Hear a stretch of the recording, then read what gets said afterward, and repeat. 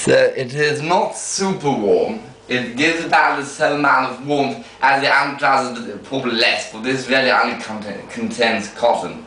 The problem is it is itchy, so for people who have prone to rashes, it will be fine to wear the undertrousers, but to wear here, it itches my too much, especially with the heat here. It will be very warm to wear here, especially in summer, below all the other things I actually wear. So I actually decided to wear this since I like pajamas.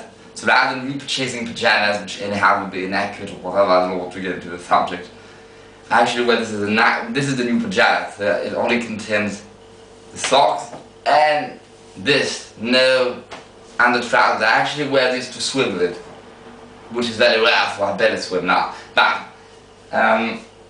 so two of those French peasant shirts I wear as pajamas, plus this. Because the French peasant shirts are not knitted, they do not itch my skin, but I feel too cool with them, so I would keep the undershirt I would be wearing, for example, that one, which I would have been wearing during the day, or a fresh one had I washed in the evening prior to changing into the pajamas, and then wear the French undershirts, French peasant shirts, which I showed in the Gangs of New York playlist, and some other playlists on top, and which called the Grenada. So I would not actually wear bottoms.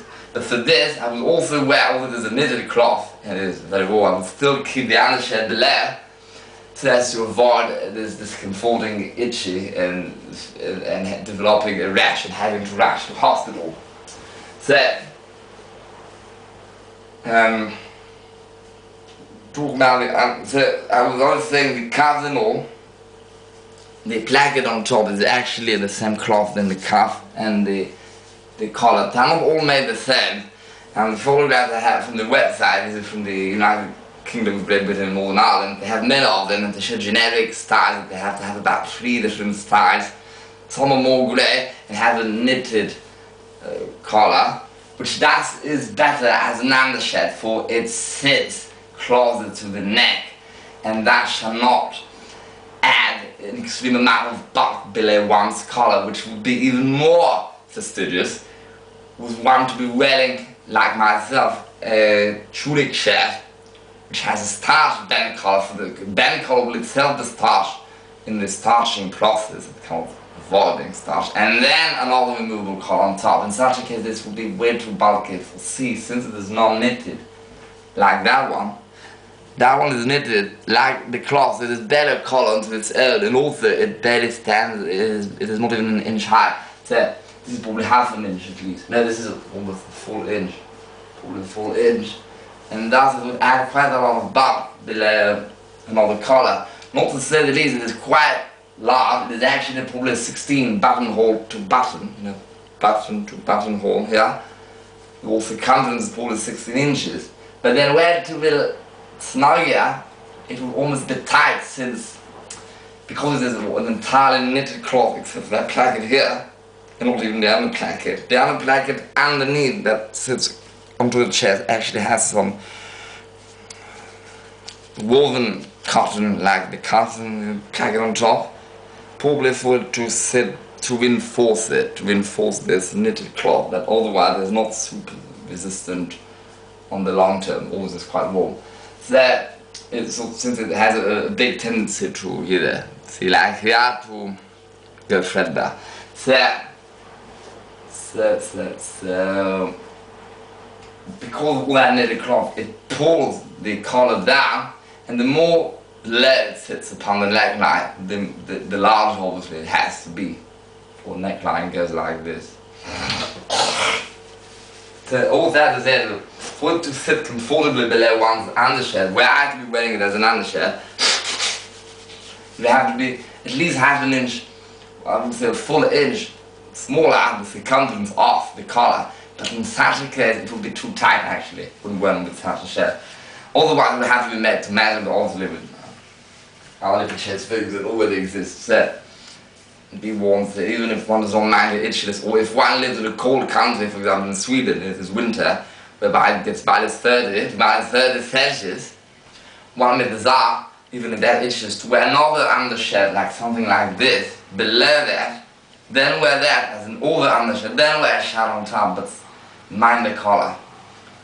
The length of the sleeve is perfect. Anyhow, I only wear it as a pajama, as a nightshirt now, more than mine. But I wanted to show the styling. See, it has the crown, 3 crowns, because also Sweden is an actual kingdom. So it has the 3 crowns, and I learned that the buttons were actually compacted cardboard, which does make sense. They did resist washing by the washing machine. I only washed it once after wearing it because the bone areas there. And it had this musty odor about it, it had installed for so long. This is a new old stock, had never been worn. And I only put it at 0 degrees, cold water, hand washing for an hour or something. The washing machine could not get below an hour, and it did not get damaged, and the buttons were high. So, also it was an extremely light washing. So the split on the sides, it looks like it had not been hemmed, seamed, but actually, again, they did not even take the cloth and invert it. No, they simply sewed around the edges. It cannot really show, it is very hard to see. There they did actually do a seam, they did a welt. They took the cloth and inverted it. The same thing in the back. See why these undershirts look very periodic for the late 19th century, or even before in the case of that one, it could, especially since it's so long and it has bottoming cuffs. Why could it be from 1850 onwards? Again, for the cloth, I reckon this sort of knitted type existed, but was the entire cloth. It seems to me that, although I'm not a cloth expert, I don't have the knowledge regarding how cloths are made and all that. I only have the real basics. But still, I have seen, since I was 11 years old, I have been on the internet so much, learning and looking at so many a myriad of antique and all vintage and all reproduction and all imitation and all photographs and of antique garments prior to 1920 or at least prior to 1950. It seems to me that the woven cloth, to my super OCD brain, is dyed or is treated in a manner that will not really have occurred, even if perhaps the process was in its infancy and already existed, but was not really done in a practical way in everyday life sort of scenario. How to treat the surface. I know for a fact, what I told me, that it is pure cotton, but it seems like it received a treatment, perhaps a waterproofing treatment, that was developed perhaps in the 1910s, 1920s. It was not actually there, or at least not there on a manufacturable level, on an industrial level, in the late 19th, or let alone before the 1880s, in the actual 19th century, before it was even the late 19th century. Now, as regards the woven parts, I can't really tell. It is also harder to tell on the knitted part where the cloth had been the thread that was then loomed into this knitted cloth waffle type thing is actually treated waterproof in a manner that would not have been done like so in, let one say, the 1890s, let alone prior.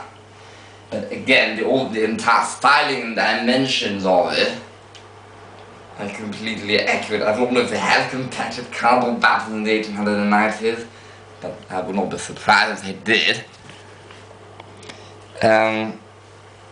Again, this is long, and many undershirts in the late 19th century of the polite society were not that long. But again, this is clearly not so much for polite society, this is military wear. It was inspired by simply what the average person wore. And the average person, especially in Sweden then, was not polite society, it was not even middle class, it was simply working class. And this is a very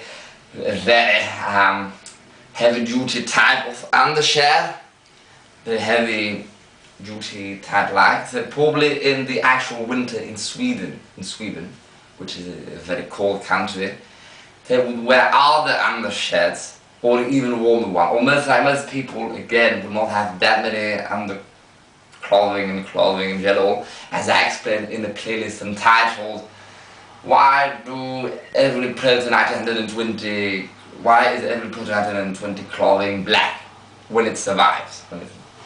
So I was explaining that most people would actually have sort of lightweight type undershirts like this, which is not very lightweight.